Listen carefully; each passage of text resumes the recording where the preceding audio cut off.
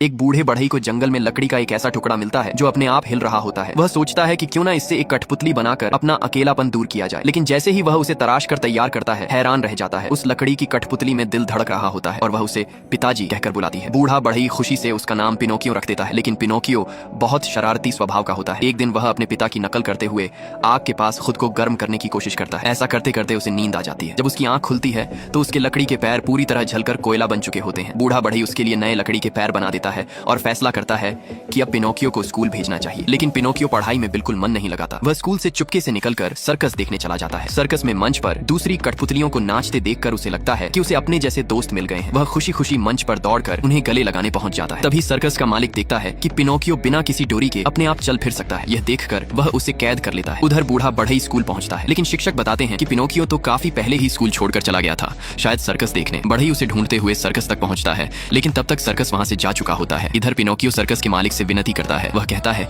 कि उसके बूढ़े पिता घर पर बिल्कुल अकेले हैं और बहुत दुखी होंगे। उसकी बात सुनकर सर्कस का मालिक पिघल जाता है। वह पिनोकियो को 5 सोने के सिक्के देता है और उसे आजाद कर देता है। पिनोकियो खुशी खुशी घर की ओर निकल पड़ता है। रास्ते में उसे 2 अजनबी मिलते हैं। वह उनसे कोलोड़ी गांव का रास्ता पूछता है, लेकिन गलती से यह भी बता देता है कि उसके पास 5 सोने के सिक्के हैं। रात होते ही वही दोनों लोग नकाब पहनकर उसका पीछा करते हैं और उसके सिक्के लूटने की कोशिश करते हैं। पिनोकियो जान बचाकर भागता है। तभी उसे एक बड़ा सा घर दिखाई देता है जहाँ एक छोटी परी रहती है। परी उसे अपने घर के अंदर छिपा लेती है। परी उससे पूछती है कि वह इस मुसीबत में कैसे फंसा, लेकिन पिनोकियो अपनी गलती मानने के बजाय झूठ बोलने लगता है। जैसे जैसे वह झूठ बोलता है उसकी नाक थोड़ी थोड़ी लंबी होती जाती है। परी जानबूझकर उससे और सवाल पूछती रहती है और पिनोकियो लगातार झूठ बोलता रहता है। देखते ही देखते उसकी नाक इतनी लंबी हो जाती है कि वह खुद भी परेशान हो जाता है। तब परी 7 कठफोड़वा पक्षियों को बुलाती है। वे उसकी लंबी लकड़ी की नाक को ठोक ठोक कर फिर से पहले जैसी कर देते हैं। इस घटना के बाद पिनोकियो कसम खाता है कि वह अब कभी झूठ नहीं बोलेगा। कुछ दिन परी के साथ रहने के बाद पिनोकियो फिर से अपने घर लौटने निकल पड़ता है। कई दिनों की यात्रा के बाद वह आखिरकार घर पहुंचता है, लेकिन घर का दरवाजा बंद मिलता है। पड़ोस में रहने वाली एक बुजुर्ग महिला उसे बताती है कि उसका पिता कई दिन पहले उसे ढूंढने के लिए समुद्र की ओर गया था और अब तक वापस नहीं लौटा। यह सुनते ही पिनोकियो बिना समय गंवाए समुद्र तट की ओर दौड़ पड़ता है। वह समुद्र पार करने के लिए तैरना शुरू करता है, लेकिन तभी एक विशालकाय मछली उसे निगल जाती है। मछली के पेट के अंदर उसकी मुलाकात एक टूना मछली से होती है जो बहुत समय से वहां फंसी हुई होती है। टूना कहती है कि यहाँ से कोई कभी बाहर नहीं निकल सकता, लेकिन पिनोकियो हार नहीं मानता। वह पूरे पेट के अंदर रास्ता ढूंढना शुरू कर देता है। तभी उसकी मुलाकात अपने बूढ़े पिता से होती है। बढ़ई भी उसी विशाल मछली के पेट में फंसा हुआ होता है। वह भी कहता है कि यहाँ से निकलना असंभव है, लेकिन पिनोकियो